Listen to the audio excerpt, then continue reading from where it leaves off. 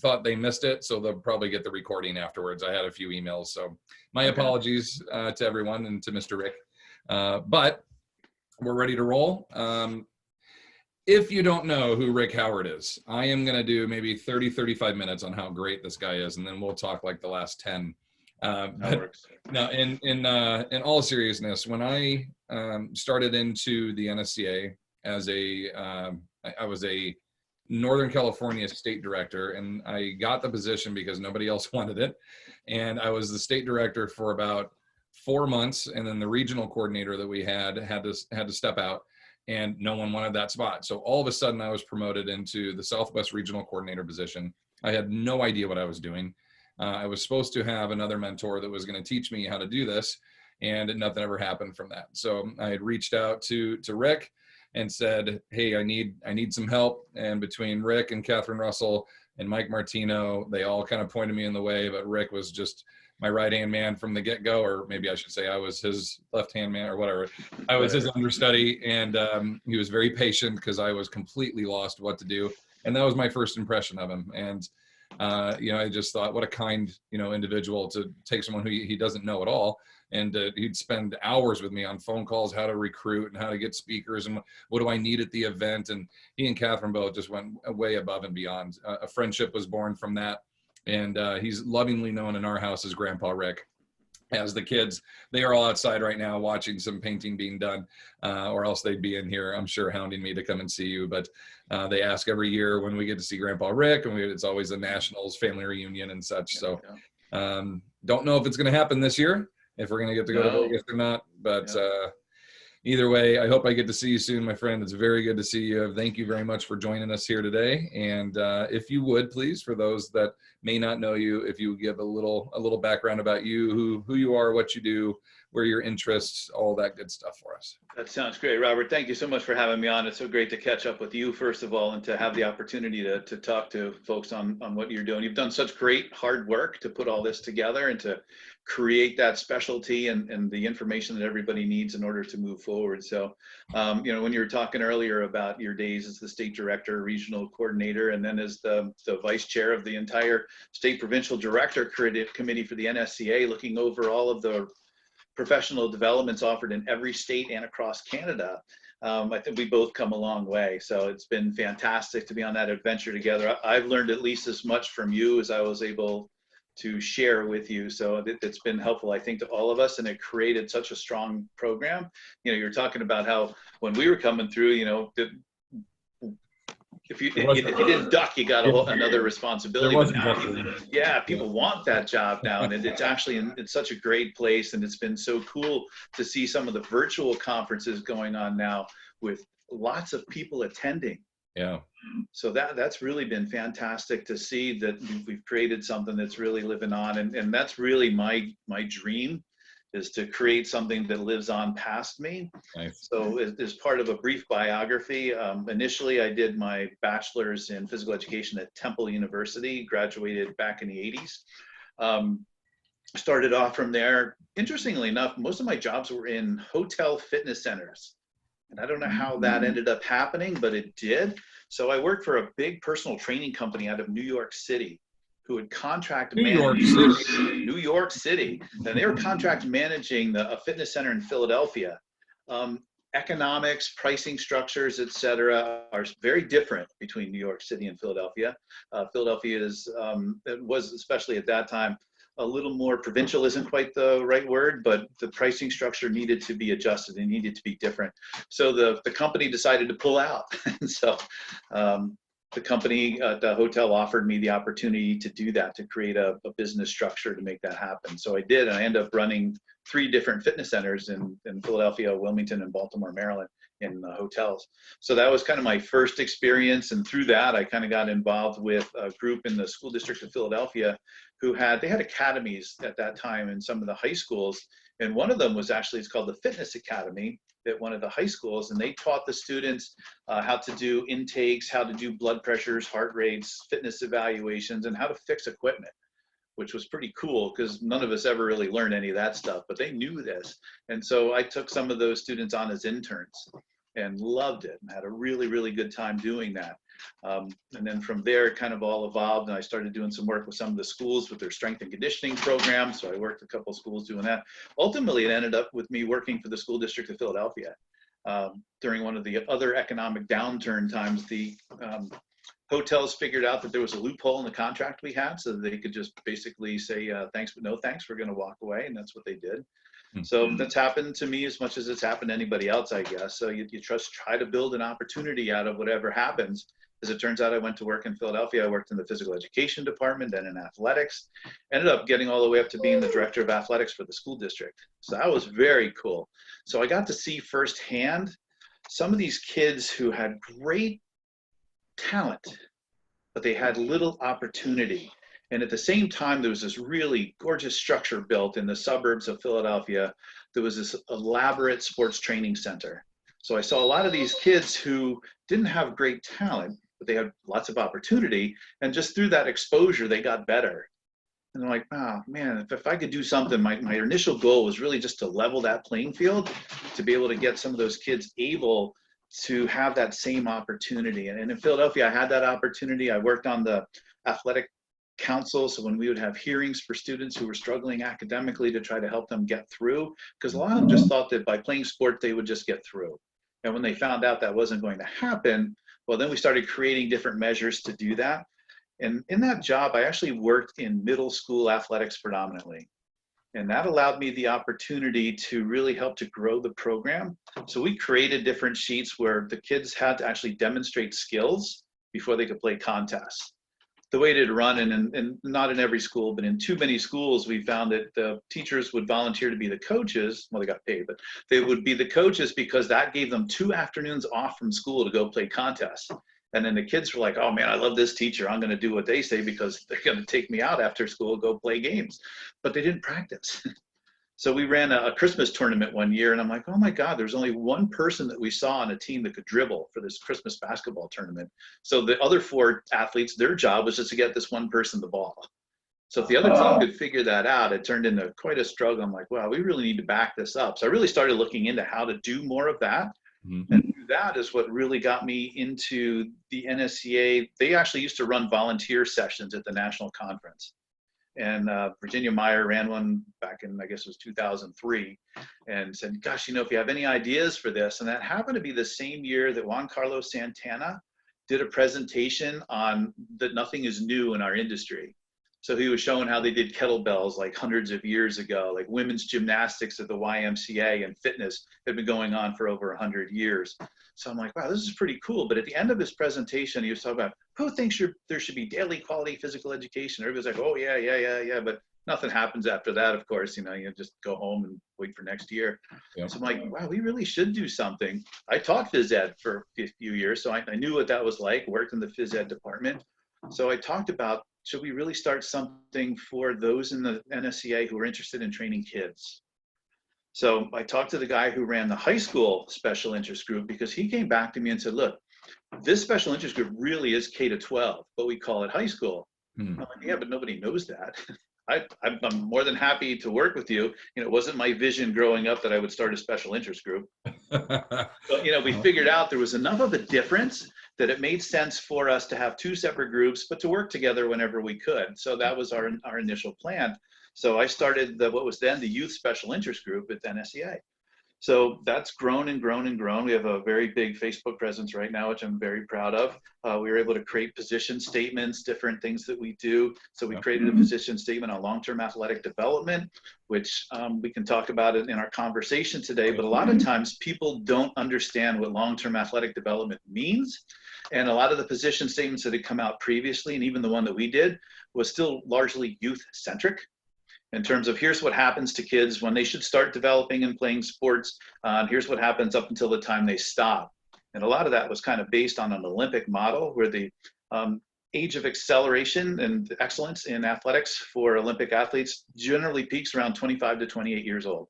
That number actually went up a little bit after the last Olympics, which is pretty cool to see. So through better training modalities, et cetera, athletes are able to last a little bit longer into their Olympic success. So that's really cool. Yeah. So that got us really thinking. And from there, it's just it's really exploded, and it's been fantastic to watch. So I've had an opportunity to present with you several times. We've gone lots of places talking about this, but we've had these conversations for years now where we said, it's not just for kids. It's really a cradle to grave concept, that the better we can do in the beginning of their life course, the more likely they are to continue on through their life course to be able to have this happen. And as a personal trainer, it's probably one of the key things I see. I still do personal training. I work at the Wilmington Country Club in Wilmington, Delaware. Not right now, of course, it's closed. And if I'm lucky, I'll get back to work by July, but we'll see how that goes. But the majority of my clients are older. So I get to see a lot of this developmental things that happen. And I've always had this kind of a theory that older adults who really didn't develop those skills necessarily to be able to do what they need to do throughout the life course have a harder time. I noticed, for example, one of the biggest motor skills that we look at in terms of development is throwing and catching. So I don't know how many other trainers have seen this, but like the first time you get that med ball out, I make sure they do it against a wall, because if I throw them the med ball, or if I go to throw them, I'll see, like this all of a sudden, like, oh, don't throw the ball to me. I'm not going to catch that. So it's been interesting. So I'll take a breath now. I have a little echo when I talk, so I'm going to see if doing my headphones sounds better. Okay. Do you hear me? Yeah, I hear you fine. Am I echoing at all? I don't have it. This sounds better on my end. So Okay. You were just fine. It was anytime I would comment, I would hear it through your mic back to me. Does anybody want to shoot me a message if that sounds better or worse? I'll just keep rolling from there, but you guys can let me know. But Rick, yeah, when I discuss and kind of think about the ideas of LTAD, long-term athletic development, when people ask me about training older adults and why you connect, I say, well, I had these personal experiences as a younger person, and that gives me, kind of an empathetic approach to be able to work with older pops because I've gone through the process. You have literally worked from like every age group, from their abilities all the way up through, and then your own personal training of yourself through the aging process through. You really know this topic and this content well, between you and Joe. And, I know there were a couple other people that were pretty instrumental on the start of this whole thing, but you definitely were the spearhead of this with the NSCA, up to the point where, just a couple of years ago, the LTAD track had 2 or 3 different speaking groups going at one time, sponsored by Gatorade. And Yep. it's come so far to see that whole thing develop. And number one, I'm very appreciative that you look at this entire process, not just through the youth development or college and then maybe into pro, and then that's it. It was an honor for me. Rick just came out of nowhere one day and just said, like, hey, we're missing the whole other half of this. Could you contribute and help out a little bit here? And it was really nice to be able to get involved a little bit with you, and to see you, in your element when you speak on this is fantastic. So one of my highlights was our Boise presentation that we got to do together. And it was basically a time continuum from the youth all the way through. And Rick kind of started it off and, brought us through the processes of, what strategies we take, what progressions we take. And we use a basic foundation of how a systematic approach of how that's done. And it was pretty much the exact same thing on the other side, just tailored and, molded, manipulated a little bit to do with physical limitations and kind of the curve as it comes, to the other way.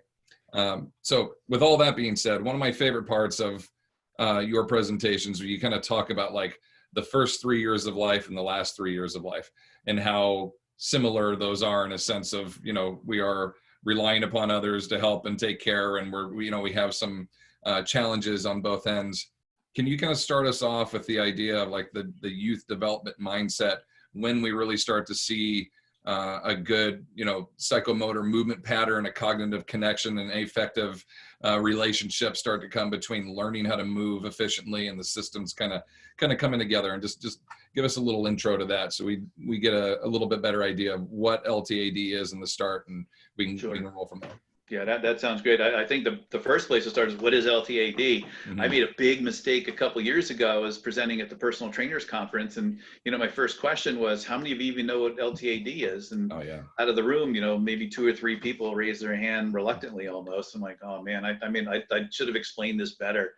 So I think that part of our problem right now, and not problem really, but is in language and definitions, because how long is long term? Yeah. So as you and I always discuss, it is throughout the life course. It's not just for this particular sports season or for this particular sports year or throughout childhood or whenever. It's across the continuum.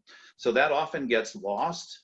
The term athlete, we have a really difficult time instilling this in physical education right now because they're looking to be more of a holistic development. Well, our definition of athlete is holistic.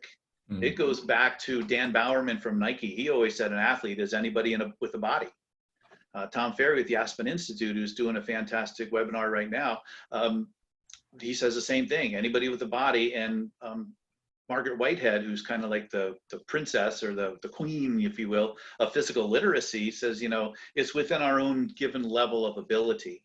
So our thinking in the United States, unfortunately, is that an athlete is somebody with elite ability and talent, and not just anybody who's trying to be physically active. So we lose a lot that way. But as we can come back and explain that, I think that helps. And then we talk about development, because you always look and you see these things where it says it should be developmentally appropriate, but nobody ever explains what that means. Like, what is that? Like, what's different developmentally from somebody who's an infant to being early childhood, middle childhood, all the way through to late adulthood, because there are distinct stages, as you mentioned. So getting back to that was what I really thought was a cool part of our presentation, because what got me started on this too was when I was looking at the tests that we were providing for adults for fitness. They're different from what we give kids in school for fitness. I'm like, well, how do you actually measure change across time if you give different tests? How do you know that their abilities, how they're matching up? So I actually got, back in the day, I ran the President's Council, had local affiliations that you could create. So I started one in Philadelphia. I got a group of physicians, practitioners together, and we created a President's Council in Philadelphia, which is pretty successful. It's pretty neat. So I got invited down to the President's Council, which back then, and probably still does, has a really cool library of resources. So I started going through all the resources they had in terms of testing and found out, wow, we really have this great divide here. And that was part of our presentation in Boise, was to look at, are there tests that you could actually do across the timeline? And there are. A lot of them are motor skill related, change of direction related, the same basic skills, but just done in a different way. So when we look at kids, the biggest thing that we're trying to get them to do is to be active and to enjoy it. So what we find is we've been talking about all these words that are known as constructs. So fitness is a construct. What is it? I mean, fitness can mean different things to different people. You could have a fitness center, for example, and you're doing one type of fitness that you believe in. It might be body weight, it might be yoga, or it might be strongman. It could mean a different thing to a different person, but it still falls within that construct of fitness. So what we look at for fitness for kids is really an adult model that we've imposed. And it's one of the biggest obstacles that we keep facing, is that we say that, kids are not miniature adults, but man, that's what we do to them all the time. Like we want to measure their cardiovascular endurance. Why? We know that throughout the life course, they're going to get better. Their skills are going to improve just because it's a matter of maturation.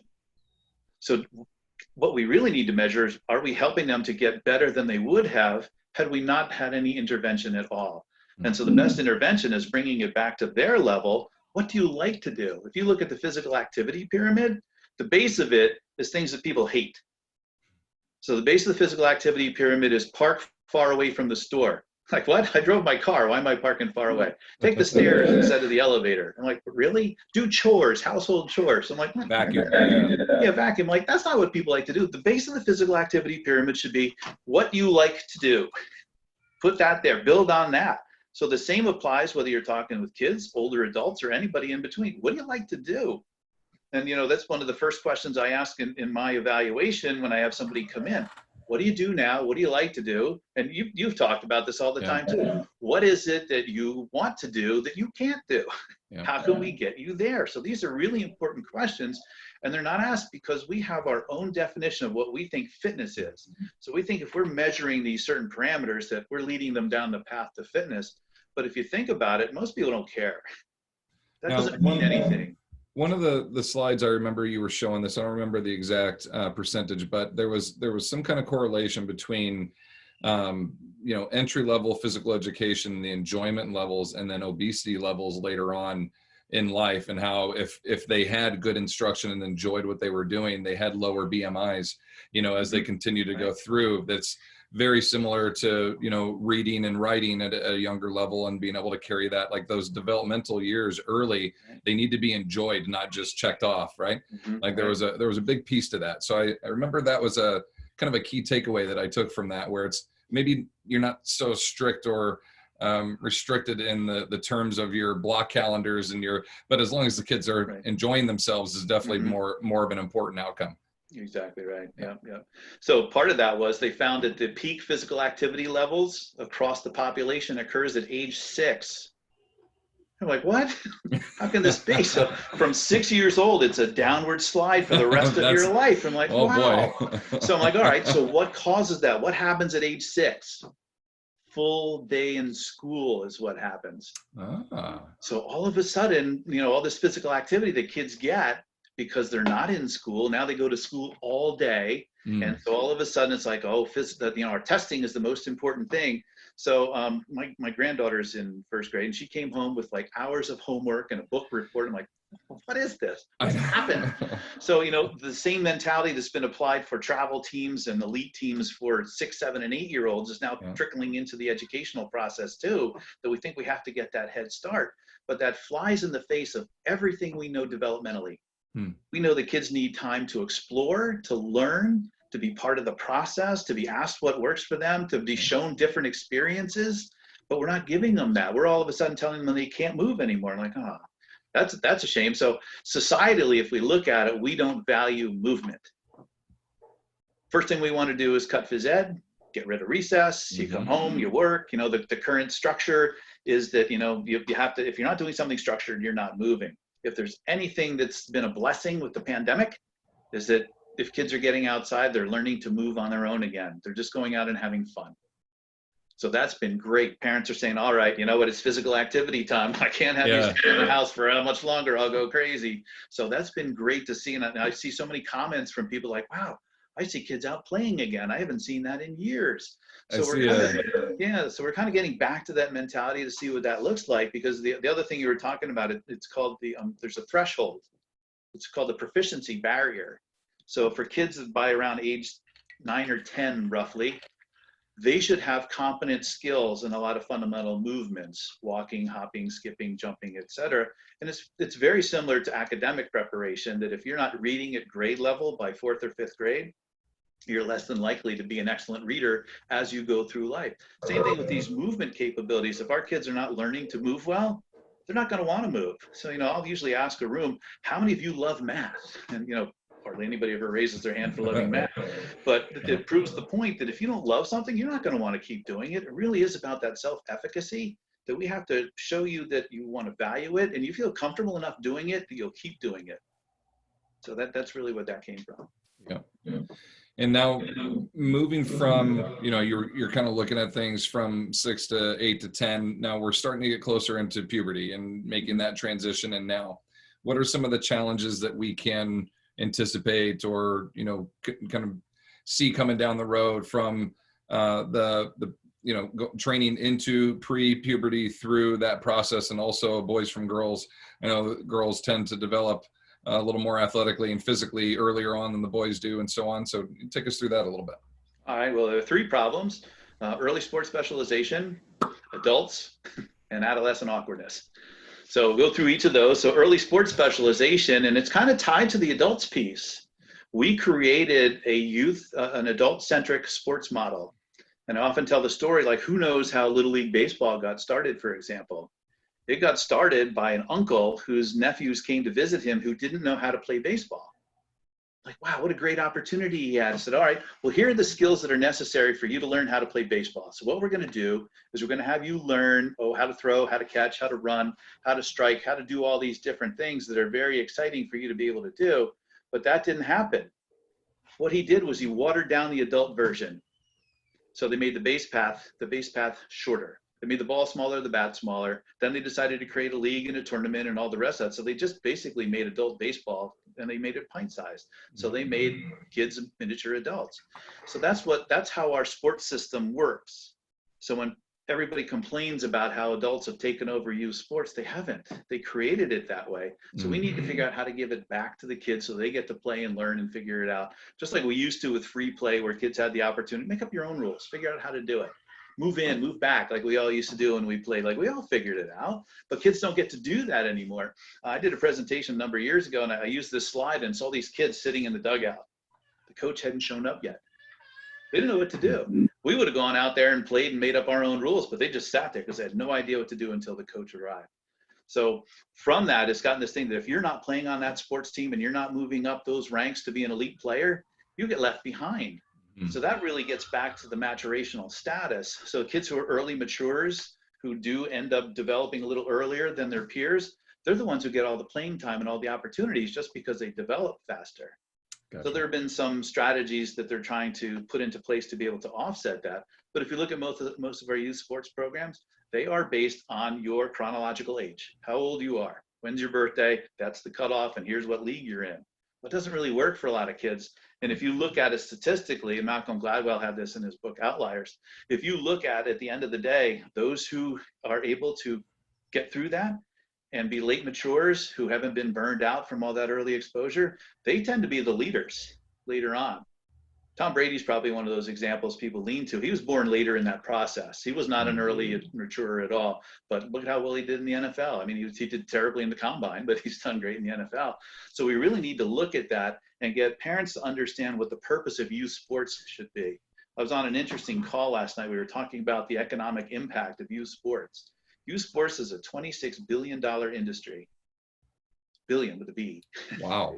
And of that, 19 billion is in the United States of America. Ah. So it is big, big business. So what's happening now is there are a lot of sports groups who are lobbying Congress to be part of a bill where they get some financial relief because they know what's happening and nobody's signing up for sports and they're all tanking. And several of them don't think that they'll be able to exist. So we're talking about like, was that really the purpose of youth sports? Yes, it's created a booming economy because now we have like these multi-site big fields and it's tourism and hotel rooms and all of this stuff that's really helped the economy, but it's not helping kids. You know, kids are so pressured and stressed to participate that they no longer enjoy it. So part of what happens at this particular age we're talking about, you know, somewhere late elementary, early middle school, kids start burning out. So the statistics used to say that 70% of kids dropped out of youth sports by age 13. It's now age 11. So it's going down. So it's getting worse. So instead of getting more kids participating and enjoying the benefits of being physically active and loving to be busy and active, it's getting worse. It's getting more specialized. And then we go and we complain about video games. Well, I love to bring that up in presentations because on average, over 95% of all kids play video games. Well, why is that? Nobody yells at them. It's carefully put into the video game structure how to get to that next level. Kids recognize it, they'll keep working toward it. And they ask kids. Through the experiment of having them play the video games, the video game makers can actually track what works and what doesn't. And they keep all that in their process. We don't do that in youth sports. It's like, all right, this is what you do. You're gonna play first base because you're tall. All right, well, maybe he's an early mature and next thing you know, he's really not all that tall. No longer is he actually able to play first base. All right, well, you're done. You're no longer playing baseball, you know, that became that kid's identity. And then all of a sudden they decide not to do anything. So not only do they no longer play sports, they don't play anything, they're not active at all, they get totally disinterested. So it's a real shame. And then the other piece of that is the adolescent awkwardness, also known as the growth spurt. So in the Canadian model, they recommend that we track their peak height velocity. So when is it that they hit that curve, when they grow the fastest? Because then we know that you have to retrain all the motor skills. You have a new kid.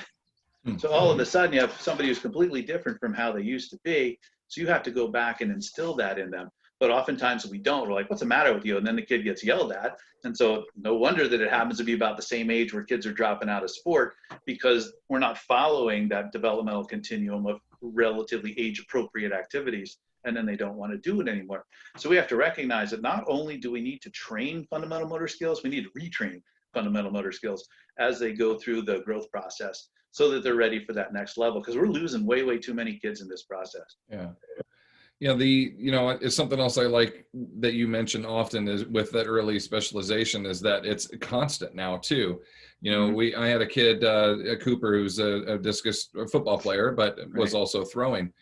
And we would only get 2 practices in a week because he had to go to football as well. Right. And I said, well, you know, you just got done. What's going on? If I'm not at these practices, I'm going to lose my starting position, this and that. So football then became a year-round, you know, requirement. Though they were voluntary sessions and such, they're kind of forced to specialize in this just to kind of remain on the team or to maintain their position. So it seems like there's a very ignorant, you know, stance from the adult aspect, the coaching aspect, to try to force the specialization. Really, they're doing more harm than good.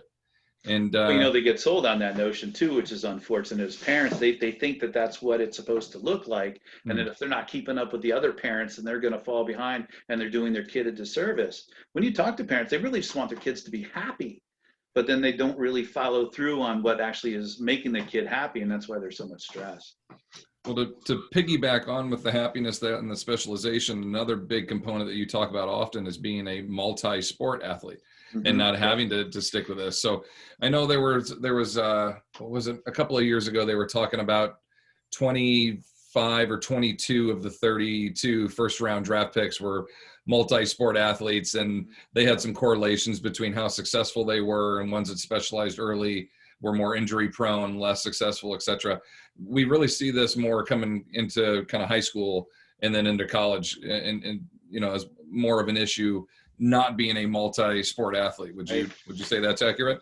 Yeah, that's accurate. It gets back to what we were saying. How do we define an athlete? So, you know, in American culture, we define an athlete as somebody who's excelling in a sport rather than somebody who has those composite athletic skills. You know, are you strong? Are you fast? Are you quick? Do you have endurance? Do you have agility? Do you have the mental and socioeconomic and social emotional abilities to actually play that sport? So we don't look at any of that. We're just like, all right, well, he looks like he's a good first baseman, or she looks like she's a really good midfielder. So we just go with that as our definition. So we get them down that path. And then as parents, we think our best opportunity is to really help them hone that one skill. So it's not really just the participating in the one sport, it's the volume of activity that kids get in that one particular thing only. So parents go, well, I want my kid to be the best, so I'm going to hire a trainer. So it's one of the things we keep talking to personal trainers about. Your job is really to help that multilateral development, help that kid be a whole child. Yeah, you need to be a PE trainer. Yeah. So you're not training an Olympic athlete. She's 10, you know, so make sure that she's getting a well-rounded training, because that's what's going to serve her best later on. Because when we start seeing the injuries in high school and college, it's because they've repeated that same motion over and over and over again. The repetition injuries that are coming into play that we need to try to sort back out. So a lot of it's the volume too. Even if they're playing multiple sports, they might be on 3 different leagues at the same time, but we qualify them as multi-sport athletes. Well, their volume of training is still way, way, way too high. So there are a lot of organizations, national governing bodies of the USOPC are now doing a really good job of coming out with what they call the American Development Model. So that's their implementation of long-term athletic development. So they have different focuses, and they say, all right, so a child should not be participating in sports any more per week than their age in years. So if you have a 10-year-old, that 10-year-old shouldn't be playing sports any more than 10 hours a week. 10 hours. I like it. So if you're going to these weekend tournaments and they're 8-hour tournaments, you're way over just in the tournament, let alone if they had any time for practice or anything during the week. So it's too much exposure. So they have these limitations. Kids are supposed to have certain periods of time off per season and per year, so they can be kids. You know, we're just kind of making them widgets in the youth sports factory. It's almost like their job now is to train. They've got this set schedule, and the joy for what they do, that natural love of it, can fade away real quick. Burnout's at an all-time high, kind of. Exactly. So I'm seeing lots of blogs now from parents going, oh my God, I'm getting to know my kids. We're actually having dinner together. And we're starting to really re-examine that schedule. When this all picks back up, are we going to get right back into that grind, that windmill of just taking kids here and there? Like, parents are crossing each other in the afternoon. One's taking one to soccer, another one off to volleyball, another one somewhere else. And so the family never gets together. And you look at it from a nutritional standpoint too. What are they eating? They're stopping off. I'm one of the colleges where I taught. I had a lot of athletes in the class. So it was a nutrition class. And so, all right, what happens when you go out and you're on the road? They give them $15 and they go to a rest stop on the turnpike. Yep. Like, wow, really? What are you eating there? So You're eating you know, McDonald's or Subway or yeah, AM once in a while PM. that stuff's fine, but if you're in a Yeah, season and you're traveling once or twice a week for 12 weeks and that's what you're eating, it's probably absolutely. not the best choice. Where if they've been a little bit more thoughtful and you have 20 athletes at $15 a head, $300, you could have really had a nice meal for those athletes on the way back. So we really need to be more thoughtful of how we're feeding kids. So we talk about, all the juices and juice bars and stuff, and they're saying, after the virus now, there'll be no more sharing of the oranges out in the field. So a lot of that stuff might go by the wayside. But we're kind of not really feeding kids what's best in their best interest either, to help them to be at their best level of performance. So all of these holistic things are going to hopefully really start to come into play. There are a lot of groups who are trying to get together now to be able to say, all right, let's change the face of youth sports. Let's show why physical education is so important during the school day. It shouldn't be an afterthought based on testing. All of a sudden, all mandatory state testing got canceled. Well, maybe it wasn't that important after all. Maybe there are other things that are more important in the development of kids. Yeah. So hopefully we'll see that, because as you see, it really does have an impact later on in life. And the biggest thing that I see with all of these development models, the parents aren't involved. What do we say earlier on? What's parents' role in the youth sport development? They drop them off. They're not part of that process. And I don't know if you remember that Volkswagen commercial from several years ago. I like to show that from time to time, where the kid is throwing the ball back to his dad and his form is absolutely dreadful. Yeah, all right. yeah. He's like ipsilateral throwing. Right? Yeah. And so then the dad goes, "Oh, great job, son," and he throws it back the same exact way. So I think that's really part of our problem, is that the parents never really learn these skills properly themselves. So they don't really want to be part of that process with their kids. So our notion of that cradle to grave training is how all age groups are working together throughout the life course. It's not just, all right, it's time for your kid to play sports. All right, take them somewhere to have them do that. What's your role? How are you helping with that process? And I love telling the story. When I was a kid, my dad would challenge me to run around the block. So that was like as fast as you could. As fast as I could, right? Yeah, and I finally got fast enough to realize that he was cutting through halfway around the block. But I never knew that before. But once I finally figured that, I'm like, all right, I see now. But it was great encouragement. I'm like, wow, my dad can run around the block, so can I. So he was actually part of that process, and I think that's so important for kids.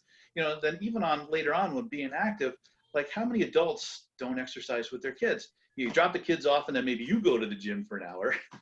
But we try to do that at the club sometimes. All right, the kids are taking their tennis lessons. How about moms? So you're just sitting around here. Why don't we have like a little group exercise for 40 minutes and get you something to do? And then how can we start to engage the kids and the moms so that they're all doing it and bring everybody on board? So I think that's a huge piece that's missing too. So kind of our cradle to grave model that we're trying to propose includes that. So it's not just what is developmentally appropriate at each level, but what are the other levels doing at that time to help with each level? Because then that'll help all across development. You'll continue to be active throughout the life course. How cool is it? You get all ends of the developmental spectrum. You just go out for a walk. You don't really see that often, right? No. Unfortunately, and one of the stories I always like to tell is when my grandson was learning to walk and my father-in-law had a stroke, so he was relearning to walk, and just watching the motor skills and the development, walking up a curb or stepping off a curb, you could see the same thought processes going on in both of their minds, figuring out how to tackle that project. I'm like, wow, this is really cool. Too bad you don't get to see more of that, where everybody learns from one another, which is that's how life used to be, right? The whole entire family, all generations lived under one roof. So you used to have that. You don't have that anymore, and they're all over the place. So now through the magic of Zoom, I guess maybe we could do that temporarily until we figure it out. Virtual family workouts. Yeah, why not? So before we talk about kind of the mastery level where we feel like people are kind of getting to that, I was reminded of a story you told me once about, I want to say it was like a 16-year-old golfer you were working with. And she could hit the ball 300 yards and she had been golfing forever. And then you asked her to like skip and she couldn't do it, or to catch a ball. She couldn't do it. And this was, someone that, at 16, 17 years old should have had these base levels. The specialization to try to seek out this high level of mastery had basically just left them inept on everything else. You know what I mean? They had their one movement pattern. And then in that case, a sport like that, it's only on one side too. So now, I mean, we're just so far behind the curve. What do we expect them to be like when they're 40 or 50 or 60, so on? We now, the trainers that are inheriting the older pops, we're starting with not a you know, a base level of untrained, we're completely cockeyed and, you know, ruined. We're having to reset the whole system if we can. So take me through the mastery level. Where are we looking at where, you know, athletic performance or ability is kind of at its all-time high? And then as we transition out of that, you know, what are we looking at into 30s, 40s, 50s as kind of our key components we're going to address? You know, that's a great question, Robert. And it really gets back to, are we preparing athletes at all levels so that once their playing days are done, they're ready to be back in exercising? The National Athletic Training Association did a study a few years ago on Division I athletes. And when they finished their playing days within 1 year, they had the same risk factors as the general population. Ooh. Because nobody taught them what to do. They just told them what to do. So they didn't say, well, this is important for you because, or once you get out on your own and start training, here's what you need to do. Here's how to set that up. So I mean, that's a great, great niche, I think, for a personal trainer who sees these D1 athletes come and I go, hey, let's get you back into the mix. Yeah. So they were so not confident in their ability to create a program, they just didn't do anything. Or they had those nagging injuries and they said, well, I'll just let that heal for a while. So they played at such an elite level. Next thing you know, they're overweight or obese, they're inactive, they have all these conditions coming up. So it really gets back to always having those skills. We might have like those, the Canadian model likes to call it windows of opportunity for developing skills. Windows is not a good term to use because it implies that it closes. So it doesn't mean that just because now you're 12 and you missed that opportunity to get faster, it's not going to work. Because besides our chronological age, you have your biological age, which is your level of maturity for your age. So you're either an early mature, you're on pace, or you're a little bit behind. So that window really is about 5 years.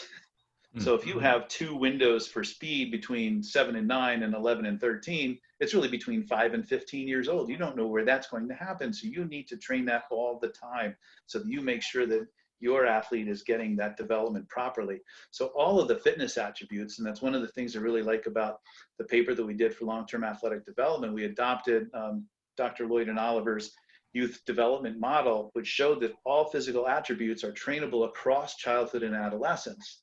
So you need to always be working on agility and movement pattern competence and then skills for sports and integrating those, because what happens is kids don't have those fundamental skills. So if you can't run and you can't kick, and then you go play soccer, what are you expected to do? Run and kick.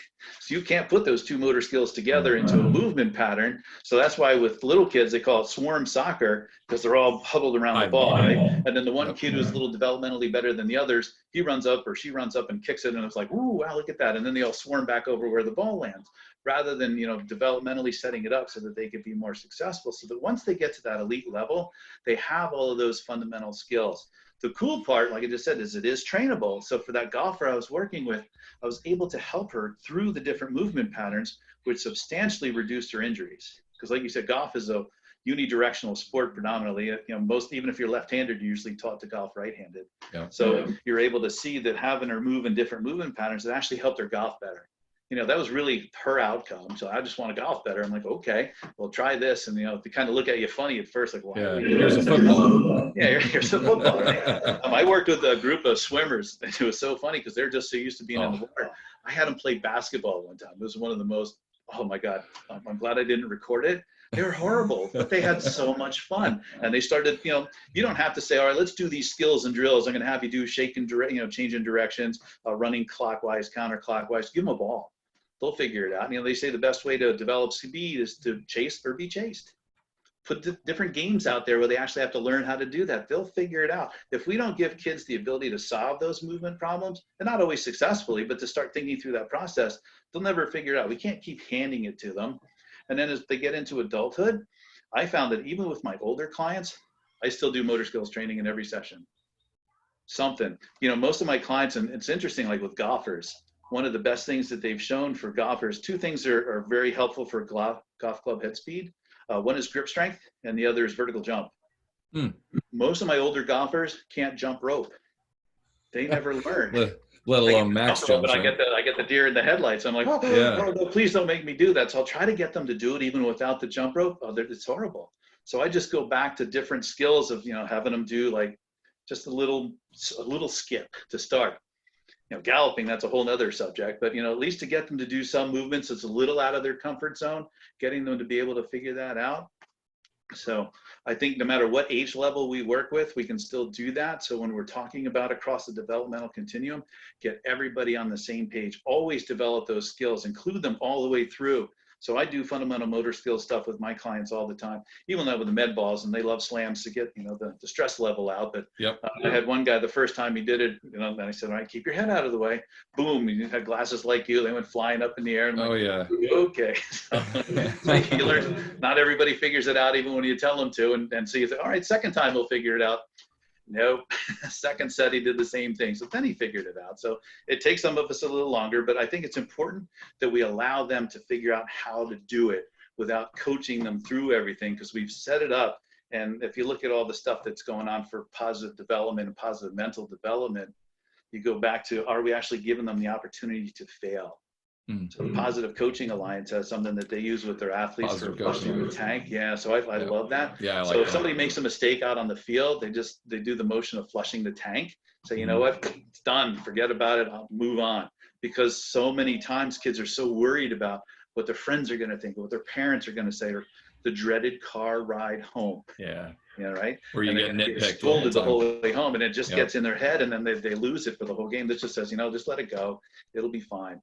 So it's important to look at all that stuff and have that positive mental outlook. And we can instill that in kids. We don't in school, because what happens in school, and it happens to me, I teach college students, and I'll ask them a question, and I know they all know the answer. It'll be like one of those softball questions, like, all right, here you go. What time did you wake up today? And nobody will answer, because they don't want to maybe be wrong.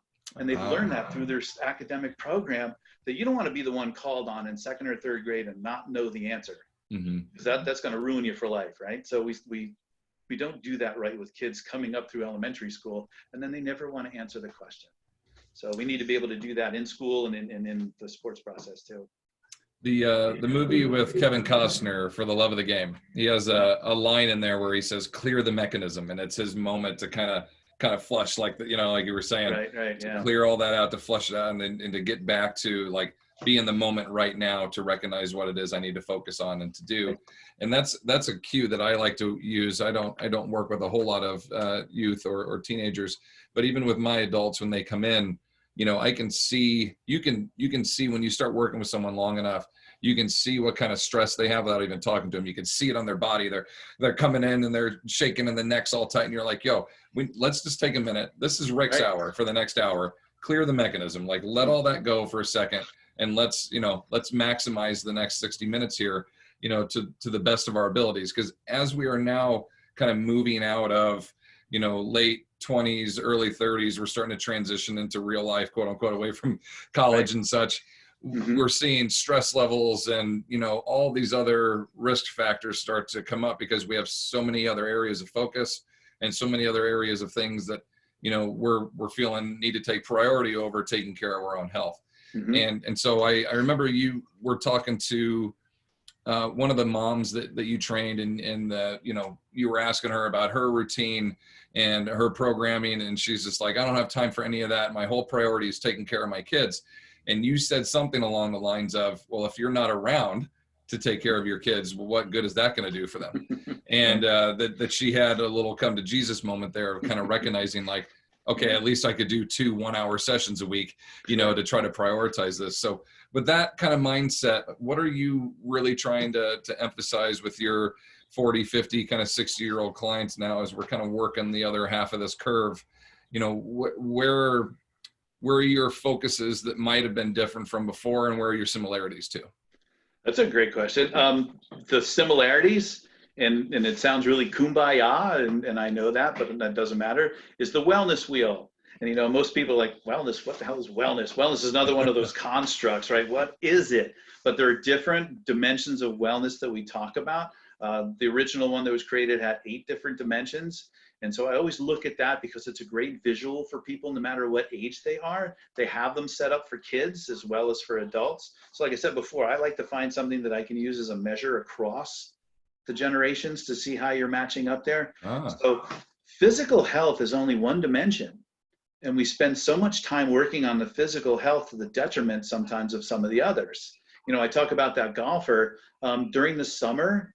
She's just out golfing by herself. I'm like, where are your friends? And she's like, oh, this is all I do. And I'm like, wow. So her social development isn't where it should be or could be. You know, the golf is, you know, it's a team sport and when you're in high school, but you know, it really is an individual game. So Right. we need to make sure that we're giving our kids the opportunity to exercise their social being as well. And what happens when they get in these youth sports programs or they're being specialized early, they're with that same cluster of kids all the way through, because that becomes the parents' social set. So, you know, now their social wellness is doing pretty well because, you know, every Saturday and Tuesday they're with the same group of people and they look forward to that. Well, that's great. But, you know, their physical is down the tank. Or if you look at the financial part of it, you know, in Tom Ferry's book, Game On, when he first wrote it, the average family was spending, and this is like in the early 2000s, between $15,000 and $17,000 a year on their kids for sports. Wow. You know, between uniforms, between league fees, between travel, between hotel stays, coaching, and all the rest of it. And they're saying, you know what, if the family had taken that money and put it in the bank, they could have sent their kid and 2 others to college. But, you know, in pursuit of that elusive scholarship that they're not going to get anyway, they're going to spend all that money because that becomes their social element. So just to keep that. So if you look at all of those dimensions, you know, what is your financial wellness? What is your social wellness? What's your psychological wellness? Your spiritual wellness? I think they're all very important. And the wellness wheel helps us to see that if any one of those is out of balance, the wheel's flat. You know, if you want to get that wheel around and keep moving forward, you got to get them in balance. And we're not all in the same balance at the same time. But it's important to recognize maybe for some period of time, you know, you're going to have to sacrifice something. But in the overall scheme of things, can you do that? So that scenario with that mom that I was able to talk to was like, all right, look, you need to get your physical health, because not only is it important for you, it's important for your kids to recognize how you value it too. You can't keep telling your kids to go be active and do all this stuff, and then you're not doing any of it. Yep. Parents are role models for kids up until, you know, basically the end of elementary school, and then it becomes their social set. But still, they still look at their parents to see what they're doing and how that has an impact. So they've shown the same thing with reading. No matter if their parents continue to read, kids are more likely to read. Same thing with physical activity. So even as my master's athletes or those who are college athletes who come back out, the same thing applies. And I think that's the really cool part. The thing that is different, if you have somebody who is an elite athlete, I think you can't assume that they know what they need to do. They still have a lot of the same thing. And what I found with the college athletes who come home for the summer to the club, for some reason, the strength coach decides that they're going to have the most elaborate workout the athlete has ever seen. I've had athletes come home in tears because the strength coach all of a sudden put together this workout of exercises they've never done before. And they're like, what is this? I'm like, I really don't know, man. So we go look it up and it's not even anywhere. So I call the coach. I'm like, what the hell is this? He goes, oh, it's a lunch. I'm like, well, why don't you just put that?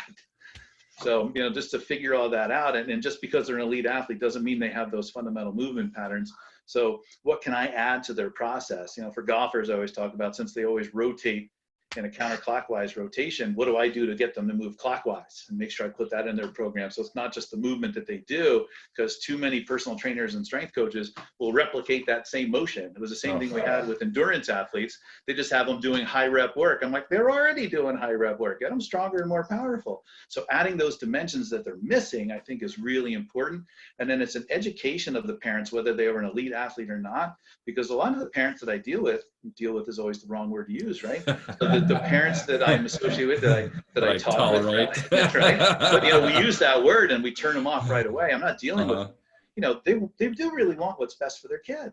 So my job is to show them what that is and how that works, and say, you know what, for your child to be the best, you don't want that child to keep doing that. And one of the biggest issues I have is that the parents have this notion when they grew up that they would just get beat to hell in a training session, and that was the mark of a good session. They were dog tired by the time they were done. They sweaty and feeling like they're going to throw up. Yeah, like any idiot can make you throw up. It doesn't take any skill to be able to do that. I need to get you better. So sometimes they get complaints that they don't think their kids are working hard enough. I'm like, all right, go back for me and go through your child's day today. What happened? Well, you know, they had to go see their coach at 6 o'clock before they went to school, and then they were in class, and then they went to this club, and then they went to the basketball training, and then to golf, and now they're going to see you, and then they're going to, like, all right, stop right there. Yeah. You hear what I'm saying to you? Like, if I had him do too much right now, I'm really overtraining your child, and it's not to his or her benefit to do that.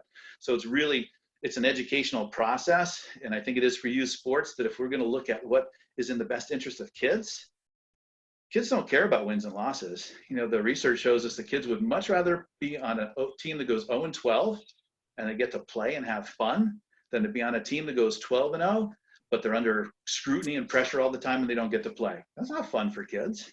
Or they The get parents can games. go around and say, you know, they got their jackets U12 champs, but their kid wasn't part of that.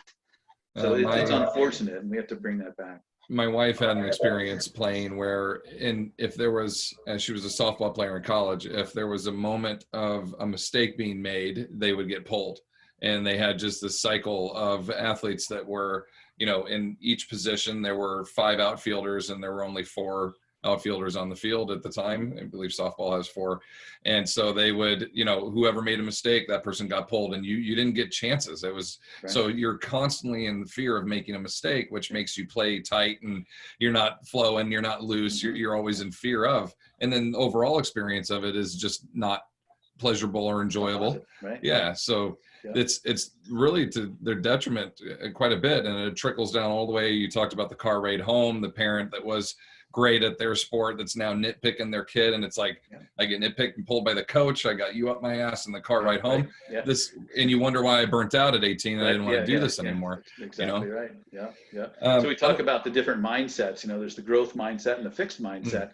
The example of your wife is a fixed mindset. You know, you fail, and then and they think that your success is predetermined. Where the growth mindset shows you that given the right circumstances and the right choices, you can continue to grow and develop and actually grow through that. So I share a lot of that material with people so they could see how that works. There was a cool study they did, and I think they were with 4th graders, and they gave them two different puzzles to do. One was really easy, one was really challenging. So those kids that had that fixed mindset, they all took the easy puzzle because they wanted to show the success of doing it. For those who've been given the opportunity to try, they took the more challenging puzzle just to see if they could do it. So it has long-term ramifications, and you see that for parents. And I think that's part of the reason why some of our parents are so guarded with their kids. It's not that they want to do the wrong thing, but they see what happened to them coming up, and they want to protect against that. So they'll say, all right, you know what, I'm not going to let that happen to you, what happened to me. So, you know, a lot of times people will say, oh, I'm dealing with parents. I do everything I can to get parents involved. I'm like, please come to a session, be part of this. Be on our side, Yeah, you know, when I was in Philly, the most difficult thing that we had was getting parents to games. Because when do athletics run? After school, parents are working. So we switched the whole middle school program around, and we did weekend festivals. So parents could actually finally come and see their kids play. Like, oh my God, I never got to see my kid play before because it was always at 3 o'clock in the afternoon. That's cool. I'm like, well, you know, see, so we were able to figure out some of this stuff, but we just need to be creative and really think about who we're serving so that we're serving them and not whatever thing it was. Because I found out the reason why games were at 3 o'clock in the afternoon, it was based on the bus schedule. I'm like, wow, really? So, and when you really figure these things out, I'm like, holy cow. So that's what it all comes down to. Yeah, so it was different bus rates for the after school pickup, and then they have this gap before late pickup. So this was the perfect time to get kids, to get them to the contest before the school pickup, and then before the late pickup. I'm like, wow, that's amazing. And then if the kids got back after that late pickup, you got charged a surplus for it. It's like if it went into extra innings or whatnot. Oh, I see. So when you look at the finances of it, which we really need to do, because, you know, financial wellness is part of the wellness wheel for families and for sports. I mean, I'm not saying that we have to get rid of the financial aspect of sports, but I think we have to look at it from the lens of kids. One thing that you mentioned, it's a little bit jump back, but you were talking about trainers specifically that are trying to tailor a program to the athlete or young, you know, college athlete and such moving forward, is trying to emulate the movement of the sport within the weight training component.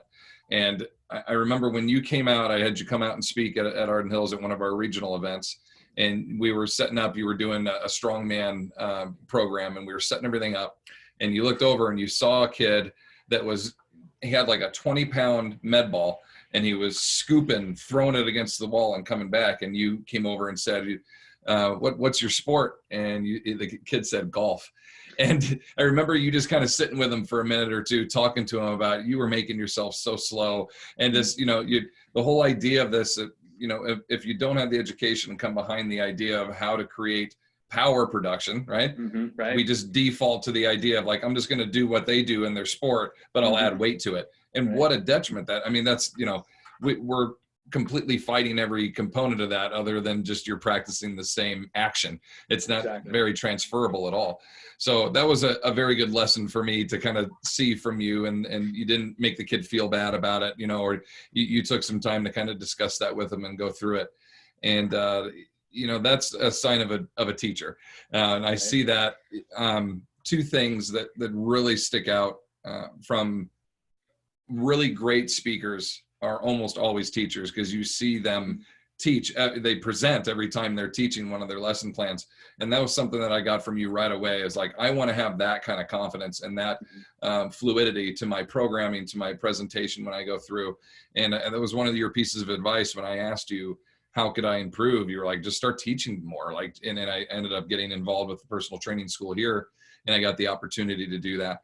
And so I know it was a bit of a jump to go over to this topic, but I just wanted you to know that there are many times where I have witnessed you and observed you teaching a skill or teaching something that maybe is not groundbreaking in the moment and requires everyone's attention, but a good teacher takes that time to do that. And that was one of those moments for me that really sticks out. That's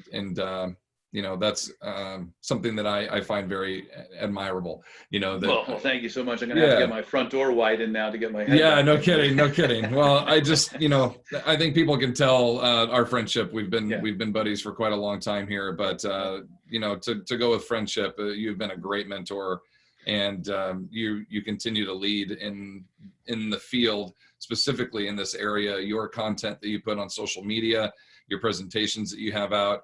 There's not a day that goes by you're not putting up some kind of post about, extensions for PE, different ways for PE teachers to improve, their skill plans with restricted equipment. And just, you always have such great stuff out there, and your willingness to share it all. If those of you on here are looking for continued content on this, Rick is a fantastic follow and a great resource on social medias, and his presentations are fantastic as well. So please do hop on there and make sure you're following him. Rick, any other places where people can get information or content from you?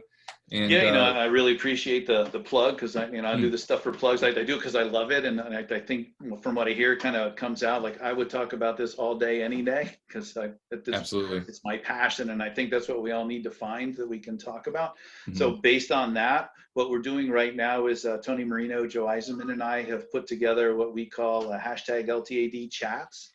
So we put those out, and I put them out on the NSCA LTAD special interest group page. We post those. We post them on Twitter and Instagram too, for people to participate. So we do them just about every Saturday at 10 o'clock Eastern. So these are open group pages, right? And anybody can be. Yeah. So they're all Zoom calls, and you can, there's no code, there's no cost. You can just join the ones you like or don't like. So we're doing one tomorrow with USA Football. We're doing one this weekend with female trainers and the unique challenges that they have. And then we have another one with the history of high school strength and conditioning coming up. We did one on phys ed. So we cover all topics related to LTAD. And then the three of us also go around the country, and we do what we call LTAD playgrounds. So we go into communities and show them, first of all, what is LTAD? What does it really mean? And then now that you're understanding what it is, here are some members of your community that we know who are doing it right, that you can use their examples and learn from them.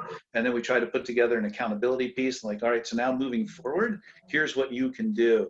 So we kind of take the top down and the bottom up approach and put them together. So here's what we know from on high, and here's how you're doing it, boots on the ground. And then how do you match that up so every community can be successful? And everywhere we go is different. So we get a different mix of people. We went to one school district. Darnell Clark invited us to his school district, and we met with him, like all of his, not just the phys ed teachers, not just the sport coaches, classroom teachers, administrators, athletic trainers, to see how we could implement the model across all grades and all subjects. So that was fantastic. So there are different ways that it works depending on where we go. So we look at doing all of that type of stuff too. So we have lots of stuff that's in the works, and as it comes out, we certainly post and share that stuff. Nice. The position statement that you referenced earlier, was that like 2017 right around in there. It's a couple of years old. 2016, yeah, 16? 2016 officially now. You have the NSCA position statement on long-term athletic development. We That's also did public, one. right? Anybody can see that? Yeah, you can go to the NSCA website, and or Okay. if you Google LTAD position statement, it's the first thing that'll pop Yeah, up. it's There's excellent. It's a also, great resource. I mean, yeah, I Yep. think so. And, Yeah. Robbie Lloyd was the lead writer, and he put it together in record time. We came up with 10 pillars. Mhm. Pillar number 5 is my favorite, that, the health and well-being of the child is a central tenet of long-term athletic development. And I think every other tenet comes from that one. So the way it was put together, I think has been special. And what NSCA did for us, which I think is fantastic, is usually you write a position statement and then it gets put on the shelf and you pat yourself on the back. Oh, okay, we did that. But they made it come alive. They gave it legs. So we were able to add additional articles on the website. Right? What does LTAD mean for parents? What does it mean for coaches? How do you implement nice. it? What does it do? So that's kind of how we've gotten to where we are now. We actually had a nice meeting with NSCA that, like, what can we do to move this forward? How do we keep this momentum going? Because LTAD crosses every special interest group. It crosses every population because it is truly cradle to grave. So it has an impact on everything. So we've been talking about, I want to have you on our show too. What does it really mean for parents? What does it mean for older adults? And how does all of this actually fit from a personal training perspective too? Because everybody has a piece in this, because and it sounds, kind of cliche, but the health of our population really hinges on this. Can we actually catch up to this and get kids excited about moving so that they'll continue to move? So we're not like pestering everybody to get, their 60 minutes of moderate to vigorous physical activity every day, which we're not meeting. Healthy People 2030 is about to be released. And it has goals and objectives that nobody knows about, but they're trying to get people to improve their overall health and fitness. But you go back and it's a construct. It means different things to different people. So unless we can actually bring it to them on their level, meet people where they are, it doesn't mean anything. So start off with what you like and just build on that. It doesn't have to be something you get shamed into doing, which is unfortunately what I think we've done culturally with fitness. We've made it look like something that it doesn't have to be, so that people aren't really excited about it. So as personal trainers, we get to do that and to change that. And, when I was younger, I never thought that I'd be almost 60 years old and still doing personal training. But I love it still. I'm loving my virtual sessions with my clients and talking and communicating. And, with the older adults, I feel a little bit more what they're feeling now, certainly. But, just to have that connection between teaching and university level, seeing what students should know and be able to do once they go out in our personal trainers, and then seeing what clients are looking for and being able to make that connection, I think is really solid. Excellent. Well, Rick, I really appreciate it, my man. Thank you for sharing some info with us, spending an hour with us. No worries. It's fantastic to get to connect with you again. I apologize. It's been so long since we've chatted. I always try to get a text or a message to you here and there, but we really should just call and chat with you. So I love you, my man. Love you too. So bad too bad we live on opposite coasts, but I know we'll get together when we can. Absolutely. Well, hopefully I'll get to see you soon at a national conference or something here. Anybody else that's on with us, look for Rick on Facebook. Are you on Instagram? I am. Okay. Check out his Instagram. And he's had, multiple articles and different publications that he's put out. He's got great stuff on social media. I'm telling you, you want some good content on there. I just posted on the chat how you can get a hold of me. So if you use RI Howard 41, you can reach me on Facebook, Instagram, Twitter, LinkedIn, and that's my Gmail. Perfect. So however you want to connect to me, I made it the same. So that's the easiest way to reach out. I'm happy to hear from anybody, have conversations or whatever. So I really appreciate everybody being on here. And Robert, thank you so much for the opportunity. My pleasure, buddy. Thank you. Thank you, everyone. You have a great day. We will see you tomorrow with Christian Thompson. He and I will be on here talking balance with supersets of resistance training exercises that we can do with our clients in the house. So Christian and I will be live demoing virtually back and forth. And then on Monday, Dan John will be joining us to talk some aging strength training. And then Evan Osar will be with me next Tuesday. And that should pretty much wrap up the month for us. So video for this will come out in about an hour or so. I'll also post it on YouTube. Rick, I'll send it to you so you can post it anywhere that you would like. And thank you. Thank you again, my man. Yeah, I appreciate you. Thanks for having me. Yeah, you bet, buddy. Have a great day. Thank you, everybody. Take care. See you now. Thank you. See ya.